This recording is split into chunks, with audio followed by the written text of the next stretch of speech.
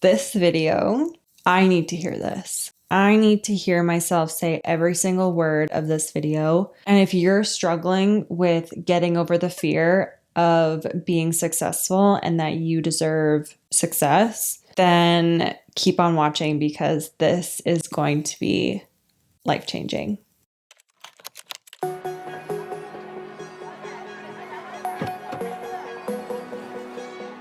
My name is Megan. I am a part-time content creator. I have a full-time corporate job and I enjoy social media so much. I have a YouTube, a TikTok, a podcast, an Instagram. I just love all things creative. So that's why I put myself through this, but I find it so much fun and it fills my cup. And I hope that my content inspires you and fills your cup as well. I've been having conversations with my friend about imposter syndrome and what that looks like as a content creator. So I am going to tailor it more towards content creation, but also there are some takeaways from this for everyday success. So keep on watching if either of these pertain to you. First off, I want to acknowledge, what is your dream? How would you feel if your dreams came to life? And how is it that you haven't achieved your dreams? Is imposter syndrome one of these limiting beliefs? When I asked myself these questions, I reflected and realized that sometimes I can't trust myself to get to being in a successful position. I self-sabotage. Sometimes I'm scared to maintain the success, if any at all. And I'm also afraid to lose it. With success comes important decisions, and sometimes we get in our heads about making the wrong choice, which will then result in our downfall. So why do we think this? Why do we self-sabotage? Why do we have imposter syndrome? Why do we not think that good things can happen to us? There are always new challenges and new opportunities that have the seed for success, and it's always the fear of the unknown that drives us away from planting that seed, which is quite sad because with these new responsibilities and obligations, we are able to grow as individuals and then end up taking our growth to new heights. Sometimes we're very complacent in the routine that we've developed for ourselves, that by having a new routine, it can be very challenging because we have to navigate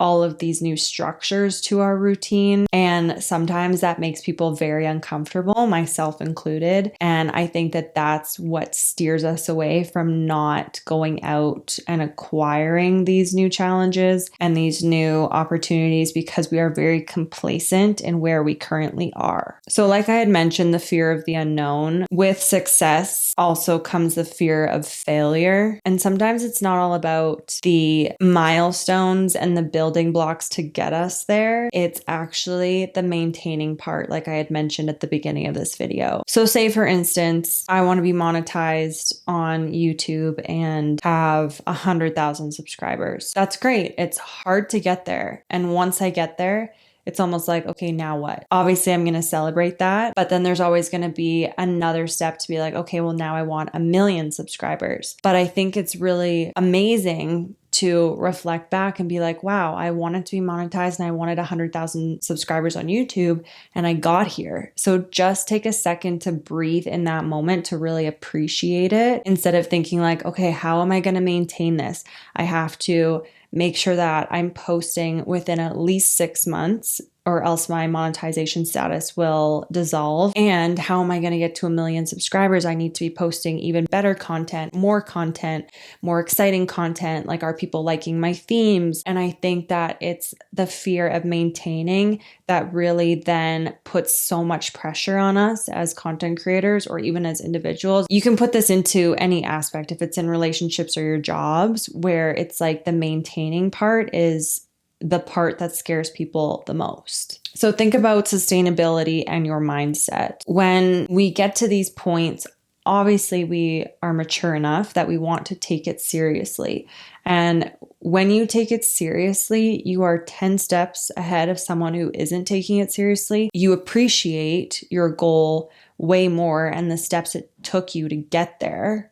But also too, like, you almost bask in that success because you understand the hard work and determination it took you to reach this point. Sometimes when we get to a certain point of success comes a lot of people's opinions. We are in a very vulnerable position when we become successful because we value other people's opinions, because sometimes their opinions also helped us to where we are. That when you get negative feedback or people are just being mean, it almost impacts you on a very personal level. Obviously, everyone wants to be liked, that sometimes when you get that negative comment or feedback that just is unwelcomed, it makes the situation one where it becomes uncomfortable, and maybe it takes away some positivity and some light from your success. You just have to remember that other people's opinions might not necessarily be warranted in that time. So try not to take things personally. Make sure that who you're seeking advice and their opinion from is someone who you value and their opinions are actually warranted in that situation, because if it's not, then it's irrelevant. And that being said, try not to put pressure on yourself. Putting pressure on yourself reduces and takes the fun out of what you're trying to do and succeed at. So for instance, like if I then put pressure on myself after hitting the 100,000 subscribers to obviously try to maintain that, and think about what I had mentioned about trying to add more content and film more, post more, change it up, see what kind of styles work, what don't. That might and has the potential to take the fun out of it, because it's not me.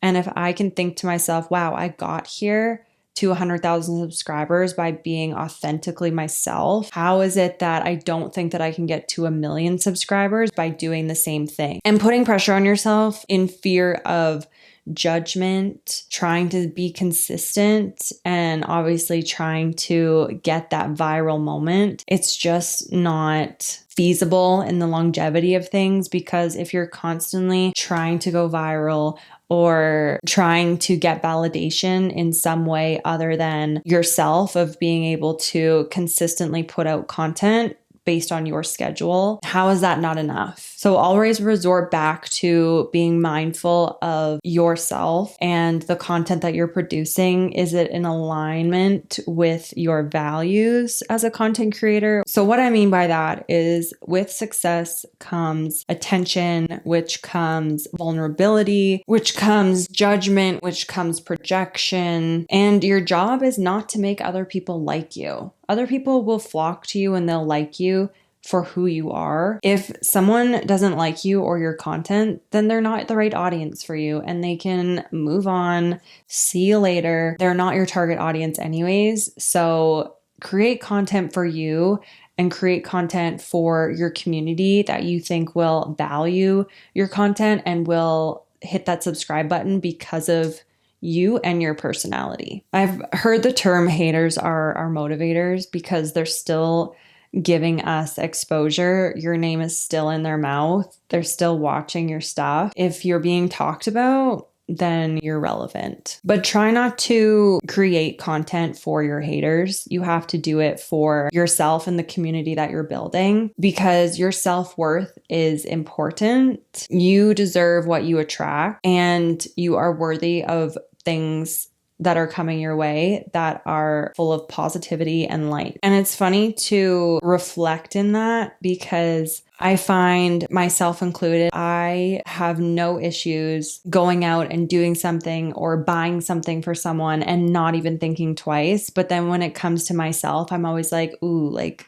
do I deserve that? I always try to justify it. It's just funny to think about that, because time and time again, like I would be like, yep, I'll buy this for my husband, or I'll buy this for my best friend, or like I just have no, like money is like no concept. But yet for myself, I'm like, I don't really need that. I don't really want that. I try to talk myself out of it, and I try to justify it in the sense, well, you didn't hit X target this week, so you don't deserve that. I don't know. It's just like a strange concept to me, because I'm pretty sure other people have this mentality as well. And I think that goes in hand with our love languages. So I'm just using like gift giving as an example, because that is my love language. But I'm sure that like if your love language is acts of service, you would do acts of service for other people and not even think twice about it. But when it came to doing acts of service for yourself, you would probably question it and not end up providing yourself with that same service that you would give to someone else. Well, I had really bad imposter syndrome when Skims reached out to me. I actually took it to TikTok and I was like, what is the influencer email for Skims? And I like double checked the hyperlinks. I double checked the email address and it was legit. It was from Skims.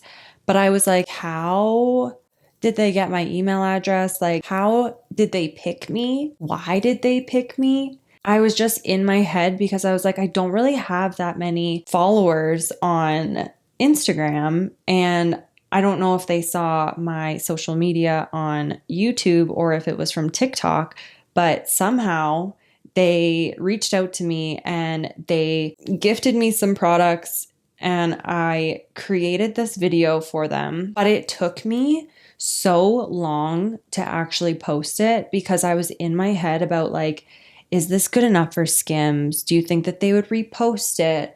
And it wasn't necessarily about Skims reposting it and giving me the exposure. It was more so like for other people to see that I am working with them, which is just, it's crazy to me. But my little community was able to see the content that I created for one of my dream brands to work with. And that is a huge flex. And I should be so proud of that. Ending the year in 2024, I think that that was probably one of my biggest highlight moments because I legit freaked out when I saw the email. And I didn't give myself enough credit for that because I just kept saying like, why me? Like I was really excited, don't get me wrong, but I was just in my head so much about questioning myself and my content not being good enough for this type of brand. But if they didn't think that I was worthy of this opportunity, they wouldn't have given it to me. So that kind of goes to my point. I should celebrate that win and I should hold my head really high because for Skims to reach out with a small creator like myself is just a major win. And I would be so over the moon, ecstatic for anyone else who got that opportunity. So why am I even questioning it when it falls into my lap? And I think too, with Skims reaching out to me, it gave me a fire that allowed me to create content that was outside of my comfort zone. It forced me to change my content strategy a little bit. And this also allows me to think what's next. I'm glad that it pushed me outside of my comfort zone because a lot of people would rather stay dissatisfied with themselves and maybe their content too because of the safety that it creates, the complacency, and also the predictability of it all. And so I'm grateful for myself reaching outside of my comfort zone because it's sad when people don't live to their full potential of what they could create, which could lead to many more opportunities and potentially even more brand deals and exposure and ultimately a larger career and more success. So this whole thing has taught me not to limit my beliefs because my imposter syndrome is standing in the way of my success. One thing that I'm going to do throughout the year is when I get these limiting beliefs, I'm going to write them down because at the end of the day, it's me versus me. No one else. I can vent all I want to other people, but I am the one that is going to change my mindset and try to eliminate imposter syndrome. No opportunities are going to present themselves when I have these limiting beliefs and I don't think I'm worthy or good enough of the opportunities that could come my way and potentially change my life. With that being said, one of the ideas that I would give to anyone looking to make success one of their goals over the next year is to break them down to make them less overwhelming. And what I mean by that is by breaking them out into the week, the month, the year, because by doing this, you're compartmentalizing all of the different aspects of how you're going to create success within your life. This can also be done by manifestation and raising your energy. So get excited for this life that you're going to create, because by manifesting and writing out your goals, it puts it into your brain and it'll normalize what success looks like for you, which will then make it more familiar when you do start to reach these goals. Because when you celebrate the small wins, you start to build more confidence within yourself. I think that this too, you're able to romanticize your life, which is so beautiful in itself, because we all live one life. And if you're not thinking that your life is so special, then get that in your brain now, because it is. And with positive reinforcement, this will just help you to celebrate even more of your life and everything that it has to offer and all the abundance that is coming your way. So just hold the door open for all of the success. And this too, like, we can't just celebrate these wins by ourselves. We can, but it's fun and so nice to share it with other people when they also realize your success. Make sure that you surround yourself with people who celebrate you, whether this is your family, your friends, your neighbors, your coworkers, your classmates. It's just so nice to have people that are in your corner and who are always rooting for you. So of course there's the small wins, but then playing the devil's advocate, there's obviously always mistakes that have been made.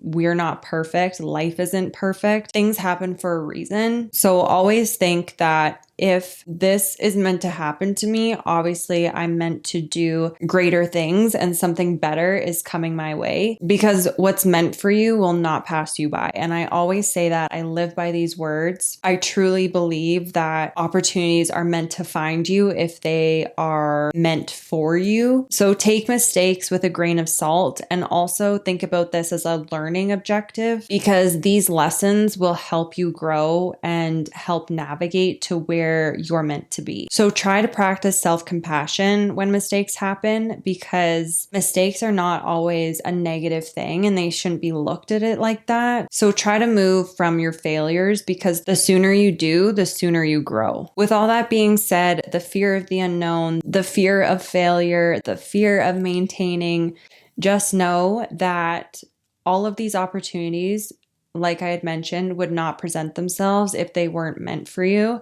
Try new challenges, because it gives you new adventures, new skills to learn, new people to meet, and you just never know what these opportunities could lead to. It's okay to be uncomfortable, because that's how we grow. With that being said, I hope that you learned some new ways to help reducing the fear of being successful. And if you're looking for ways on how to build confidence, this video right here talks about self-worth tips, how to implement confidence, and beat insecurities. Thank you guys so much for watching. My name is Megan May. I hope that you liked this video. Please subscribe if you haven't already, and I will catch you guys in the next one. Bye.